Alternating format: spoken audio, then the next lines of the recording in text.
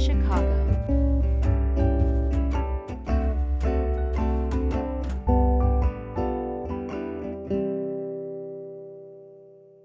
Hello, I'm Leona Kuhar, your host for this episode of Bridging Chicago. You can follow us on social media, where our handle is at Bridging Chicago, and listen to this and all our episodes at www.bridgingchicago.com. Our guest is Jessica Mlinaric. Jessica is a Chicago based writer and photographer. Jessica's work has appeared in various publications, including Condé Nast Traveler, GQ, Cranes, and Chicago Magazine, to name a few. She is also the author of two books: Secret Chicago, A Guide to the Weird, Wonderful, and Obscure, which highlights 90 places located in Chicago and the surrounding area, and oddly interesting things about those places that probably most native Chicagoans are not aware of. Jessica's second book, Chicago Scavenger, is due to be published this spring and is now available for pre order. Jessica, welcome to Bridging Chicago. Thank you for having me. Well, we're very pleased to have you. And I'd like to start out with you just telling us a little bit about yourself. Sure. So as a Chicago author, I'm not a Chicago native, interestingly enough. I grew up in Cleveland, but I've lived in Chicago for 12 years. And soon after I arrived here, I was just very excited by being in a new place and just what a dynamic city Chicago is. I started looking around and asking myself questions and researching answers and blogging them, writing for other websites around town, and digging into the city's history and arts and cultural events as much as I could. So that's really how I got my start writing in Chicago and about Chicago. So you really embraced the city. Oh, yeah, I was just so excited to be here. And I'm still excited to be here after all these years, which is why I love to write about it and share that with others. What originally brought you to Chicago? Originally, well, I it was the recession, and I was working in Ohio, and I got laid off, and I had a lot of friends here. I always loved coming to visit, and I just thought, hey, I didn't have a job. I'm just going to move here and see how it goes. And I'd say it worked out pretty well. It sounds like it did. So let's start talking about your book, Secret Chicago. Mm-hmm. I didn't read the whole thing because there's 90 places highlighted. But I have to say, as a native Chicagoan, born, raised, and still live here, there were very few things that I actually knew about. So it was very enlightening to me.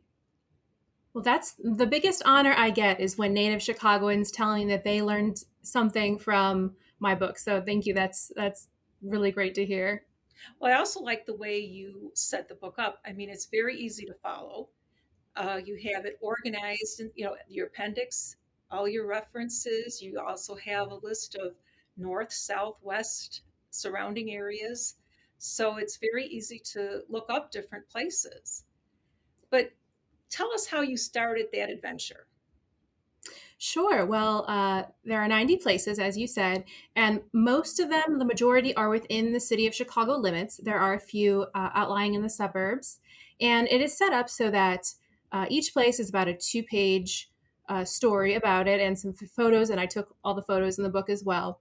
And it's intentionally random in order, so there are the appendices that you mentioned so that you can kind of see geographically if you want to group things together and Right. visit a few, but it is intentionally random, so you could it's meant to be picked up and flipped through and looked at in Hmm. any order, really, to just try to catch the reader's attention whatever while they're flipping through it. But I got started writing by just some of those early blogs that I was writing and articles I was writing for other publications around town. I wrote for a Chicagoist for many years, and eventually I had enough stories to fill a book. So another writer in Chicago, another author, connected me with this publisher. And I started when I was beginning to work on the book by looking at the places I knew about, the really interesting and weird and unusual stories that I was familiar with, and I put them all on a map. Now, it was important for me to feature stories from all across the city. So I Hmm. looked for the holes in the map. I looked for the places that I was less familiar with, and I reached out to those communities. So Okay. I talked to historical societies, bloggers, community leaders, and when I was really at a loss, I even went and sat down at the bar and talked to the bartenders because they are the true secret keepers of Hmm. any neighborhood. Yeah. And And I some got so many neighborhoods have more stories bars than just, others. oh, true. Yeah. There's a lot of bars in Chicago. Yeah, that is for sure. But I got so many ideas just by talking to strangers too. I would be at an art exhibit or taking photos at a music festival, and I would just turn to the person next to me. And so many people have their fun, quirky, interesting favorite places in Chicago, and I got a lot of ideas that way too. Do you find that when you asked people you just came upon randomly, asked them questions, were most people, did they embrace that? Were they willing to talk to you? Oh yeah, yeah. I would say the majority of people for sure have their favorite nooks and crannies of the city, and they wanted to share them. And I did find though I was surprised sometimes when people would say that they just stayed in their neighborhood bubble and they never left. And this was before the pandemic. I know we've Hmm. all been in our neighborhood bubbles for the last few years. But I think that that's one of the things that I really enjoy about the writing that I do is Chicago is such a big city. It can be intimidating, even if you Yes. want to go to a new neighborhood or seek something out that's different. It can be intimidating to know where to start. So I did find that many Chicagoans or visitors to Chicago feel that way. So my hope is that in my writing, I can inspire people to go see something that's new to them. So when you say where to start, what area did you start with? What area of What area Chicago did you did start I with? start with? Well, there is one place in the book that is down the street from me. So I guess Okay, the easiest I went to place. do I went to do some fact checking. I live in Wicker Park, and there is a cannon in someone's front yard on the street, and it's just the kind of neighborhood thing that you walk by and you always notice and wonder what that's Like, all why about. They is have a that little there? plaque there. Yeah. Okay. So when I was fact checking that one, I just had to walk down a few blocks and around the neighborhood and check that out. So yeah, even in my own neighborhood, right down the street from me, there's a secret spot, and that's what I love. Like maybe you go across town and you find something new, and maybe you find something new that you've walked by and you've just never noticed before. And that you didn't notice, right? Exactly. Well, speaking of that, so I'm a lifelong Chicagoan. Spent my whole life in different areas of the South Side. And one of the interesting, well, I found many interesting things in your book, but one thing in the Beverly neighborhood of Chicago, the South Side, there's a priceless art collection located for everyone to go and enjoy in a Chicago Park District field house. Now, that's something I've been to that neighborhood numerous times, a lot actually, driven through it, never knew that. And it also has it's a very hilly area. I always knew that, but it has the highest point of Chicago, It's true. just That's why west they of call it Long Beverly Drive. Hills. Yeah. So I mean, that was something that I didn't know. Well, I'm glad to hear that. And that art gallery is definitely one of my favorite finds. It's called the Vanderbilt Art Collection, and it's in the Ridge Park Fieldhouse, Hmm. not to be confused with Park Ridge. Right. um, and it's just, you go there on a summer day, and there's kids having summer camp and playing basketball in the gym and all the regular stuff that you see at a Park District Fieldhouse. And you go up a flight of stairs, and there's just a quiet gallery. It's just a room filled with art, brimming with art. I Hmm. think they've got 200 works of art on view in there, and it's there because an artist named John Vanderpool, who lived in Beverly, he passed away in I think 1911, and he was also an art educator. So he taught at the School of the Art Institute. He taught Georgia O'Keeffe, and he was a judge at the 1893 World's Fair in the art category. So he had a lot of friends and admirers, and when he passed away, they began donating works of art in his name. So the Okay. entire collection is donated, which is incredible. So there are about 100 Chicago area artists, but there's a Mary Cassatt, Maxfield Parrish, some really well known pieces in there, as well as the painting that won the fine arts category at the World's Fair in 1893. And you go in, and it's just a very quiet and unexpected room filled with beautiful Yeah. art, free to look at. Some of our big art museums downtown are not free to look at. Hmm. I know that they've had limited hours during the pandemic, so Right. check out their website before you visit. But it's a beautiful collection, and I love that it's free and just kind of hidden away in the park building. Right. And like I said, I've actually been to that park numerous times during my life, and I never knew it was there. So I will definitely be checking that out. And I also remember looking through your book, there was another, basically at the time, unknown artist. I believe he had an apartment in Lincoln Park. And when he passed away, there were numerous art pieces. Yes, Henry Darger. I'm not quite Yes. clear on the pronunciation. And actually, I found that my very first Chicago apartment in Lincoln Park was just a block away from where I mean, he lived there many years before I did, but Right. I was tickled to learn that in my research. And yeah, so he was an unknown artist. He worked, I believe, as a janitor, and he Hmm. created art. He wrote a novel and did a lot of artwork in his spare time, and it was found in his apartment. And much of it is housed at the Intuit Outsider Art Center Hmm. on Milwaukee Avenue. And outsider art basically means artists who are not formally trained or recognized by the major art canon. They're Okay. self-taught artists who are, maybe not working as professional artists full time. And so his work is there, as well as they have his bedroom recreated, which is what I feature in the book. Oh, It's very cool.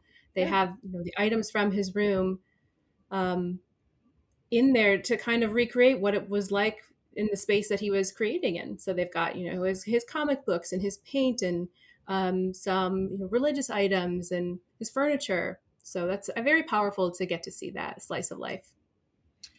Another highlight that I wanted to mention was so there is a pyramid in Wadsworth, Illinois, which is northwest of Chicago, where it's actually a family home. And from what I read in your book, there's actually a moat around it, and also a huge statue of Ramses II, I believe. This is true. And, this one is not in the city limits, of course, Right. but it was just so unique that I had to mention it and go out and visit. Yeah, so this is the Gold Pyramid House, and the family created the Gold Pyramid. They said in an interview that it was just the 70s, and the pyramids were very hip and they were thought to have spiritual qualities at the time. So that's what Hmm. inspired them. They not only have a pyramid shaped house, they have a 3 pyramid garage instead of a 3 car garage, which is pretty fun. Now, they were hosting tours of the home. However, there was unfortunately a fire in the home a few years ago. So they are in the process of renovating things there, but they still have a very big property, and they do host events there. And sometimes they have live music that you can go and attend. And they Hmm. have, as well as their home, they have another building on the site that has a replica of King Tut's tomb. Okay. So, and a gift shop, the big Ramsey statue. So you should check out their website to see if they're having any events coming up this summer. I believe, they're usually doing outdoor events there, but a very unique living situation. Yeah, And I the, would say so.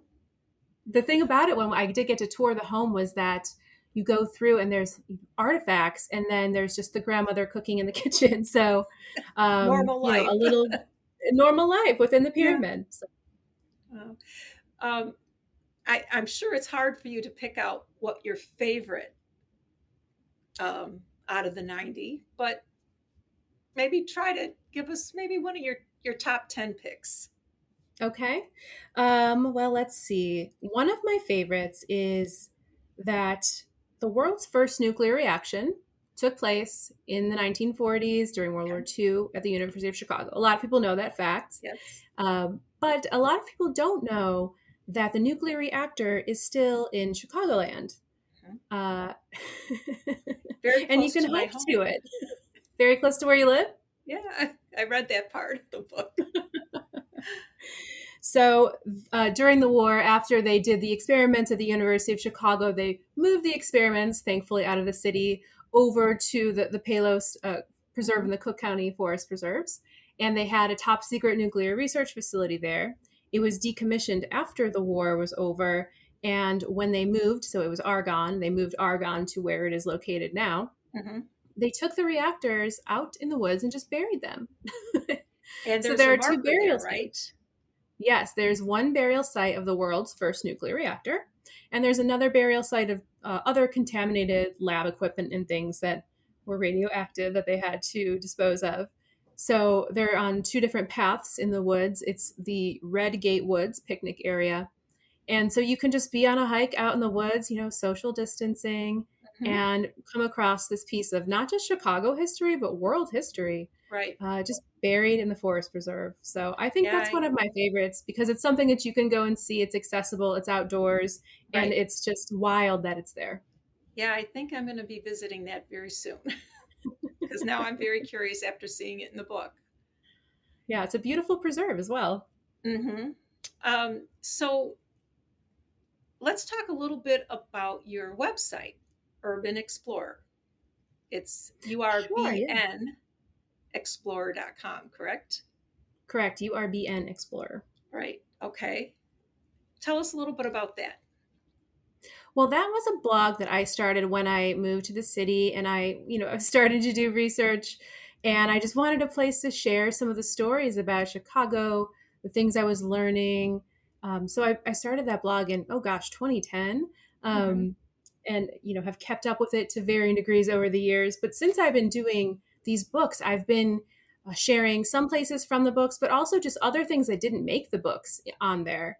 And Okay. I like to share secret spots, not only from Chicago, but anywhere else that I travel to, because now anywhere I go, I'm always trying to dig up some kind of secret or unusual, unique places to Because I share those noticed you stories had as well.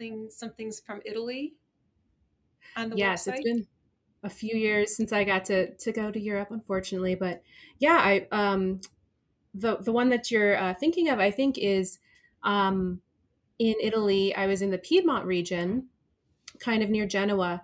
And a friend of mine was living there at the time, and he was taking my husband and I to some wineries. It was lovely, perfect day. And then he pulls over on the side of the road in the middle of these vineyards, and there's this chapel that's painted Technicolor in the middle of the countryside. And I found out that it was by a very famous artist, Sol LeWitt, who art fans will be familiar with. But yeah, it's just an unusual thing in the middle of the countryside there. So I took a bunch of photos and then came back and researched it, and just little things like that I come across because I love traveling and learning what makes different places unique and trying to share those stories. So as you're out and about or traveling, so you take pictures, which helps you to remember, and I'm sure you take notes as well, correct? So that you Of remember. course. So it's like you're constantly working, basically, but enjoying it. It's true. My husband has to remind me that when we're when we're traveling, and I have to remind him that I'm having fun. It's part of the fun for me is doing research and And who could and ask for going out more and from your about. job? Really Yes. to love what you're doing. And um, your new book that's about to come out, Chicago Scavenger. Tell us about that. Sure. So that idea came about during the pandemic. I wrote it last year, so I know we're still in the pandemic, but I wrote it after at least a year inside my apartment. Hmm. And my publisher and I talked about it as just a way to get people out and enjoying the city again. Okay. All the sites that are in it are outdoors, so it's all very safe and social distancing and all of that. But yeah, just a way to highlight different places in the city. Everyone's sick of being cooped up. Let's enjoy the city again and where we live. And so I wrote it last summer, and it really was a way for me to reconnect with Chicago, to go Okay. out to different neighborhoods and be intentional about looking around and connecting with small businesses or public art, or just opening my eyes to all of the things that I hadn't been able to enjoy for a year or so there. So it covers things that are not in secret Chicago. Well, there are a few that are in there. So if you've read Secret Chicago, it may Okay. help you out with a few clues. But it Hmm. is a scavenger hunt. So I Oh, covered okay. 17 neighborhoods. And it's basically 17 neighborhood tours that I wrote. And they all are presented as clues. So it's a bit of Oh. a challenge. And they're Hmm. all in rhyme, which I've never done before. So that was fun to write. So I've Oh. got a piece of a photo of the place and a rhyming clue for you to decipher. And that should lead you to these different places within all the 17 neighborhoods. Well, that sounds like a lot of fun, actually. I hope so. And Yeah, it's meant to be, interactive, and the book itself will be spiral bound, and there's lines in there for you to okay, so write easy to down. handle and easy to turn the pages. Yeah, so it's really meant to be taken out and enjoyed and used. Keep it in your car, and whenever you're got some time to kill, pull over and find Hmm. some spots, or go out with your family, go out, challenge your friends, and get out and experience Chicago again. Yeah, I think that's a great way to get people out and moving, out in the fresh air and just enjoying the city. And you, in Secret Chicago, you covered so many different neighborhoods. I mean, Beverly, Bridgeport, Pilsen, uh, Logan Square, Lincoln Park. It's just amazing how many neighborhoods that you actually had to visit. Yes, thank you. I appreciate that because I did try to be very intentional about covering a lot of ground in the city. And yeah, I did visit them all. I took all the photos in both books. So Hmm. I got out and about. And in this book, in the scavenger hunt book, um, we chose 17 neighborhoods. And I try to think about creating the neighborhood tours to be mostly walkable if people would like to walk around. I did a lot of biking when I did it. So I was trying to pick places where because there are interesting things all over the city, but many things close together is what I was Okay. going for. And that's how I chose the So neighborhoods for the easy second book. access, Yes, which would make it more fun. I think um, so. I think part of the fun is, other cities may not be as walkable. They may not have as good of public transportation. So I right. want to enjoy that about living in Chicago. So 15 years ago, did you think you'd be doing this? Was this your intent to be a photographer, writer, you know, Uh, focused on travel and cities? I think, yeah. It was. If you had told me that I would have made it happen, I may have been surprised. But if you had asked me, I probably would have said traveling and writing and sharing stories. I really That's like what you talking really to wanted people to and do. making connections and sharing stories. Yeah. Well, I mean, that's wonderful to hear that your path was, you were able to follow your path. So that's a good thing. Oh, thank you. So That's is very nice. what do you, so you've got two books out already. What would you like to do next? Well, that's a great question. Right now, I'm focused on the secret or the Chicago Scavenger book launch. I'm Hmm. gonna have a book launch party at Shuba's on May 21st from 1 to 4 p.m. So Okay. that is a place in Chicago Scavenger. So now, if you're following along to the book, you can find that Hmm. clue. I've given you one. Okay. Thank you. So yeah, I'm focused on the book launch right now, but I'm really hoping to hopefully this pandemic stuff is fading out. I don't know who Yeah, can say, who knows, but we're hopeful. just get to again connect with the city again. It's been winter. Just get out and have some book events and talk to readers, see if any of the clues that I wrote make sense to anyone else, engage with them and see if they're having fun with the book and maybe do some other traveling too. Yeah, I'm very anxious to see the new book and see if I can pick up any clues, from reading Secret Chicago. I also noticed on Instagram that you like highlight events, like current events going on that you could attend in the city. I do like to. I haven't been to a ton of events in the last 2 years, but for example, I did just go to there's a fun Office, the television show pop up downtown right now, and I attended that and I made a little video about it because that was a lot of fun. And if I go to a great art exhibit or something, I like to mention that as well as music. I've in normal times have done a lot of music writing, music festivals, and interviewing artists and things like that. So I like to highlight all of those kinds of things. Well, there was a candlelit outdoor concert that I noticed on Instagram. Was that something? Oh, I know what you're talking about, but that wasn't. I didn't attend that one. Okay, all right, because that looked really cool, actually. Yeah, I mean, it's nice to see live music coming back online in Chicago. I've missed it a lot over the last few years, so Yeah, it's nice to be able to definitely. attend those things again. So Is there anything else that you'd like to share with us today? Have our listeners know about you, your work? I guess when you pick up the book, let me know how all the new riddles sound, if they make sense to you. Jeffrey Bear did take a look at it, which was very, very nice of him to do. I know he's very busy, and he told me that some of them were too hard. So I hope that Oh, okay.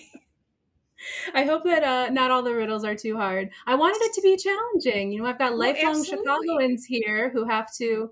I gotta, bring some new facts to the table. So And you don't want to make it too easy. And do you think that by if someone read Secret Chicago first, they'll have a little bit of an edge with I think they Chicago? will have a little bit of an Okay. edge. So I think, yes, you should read both books together and then you'll really unlock the secrets of the city.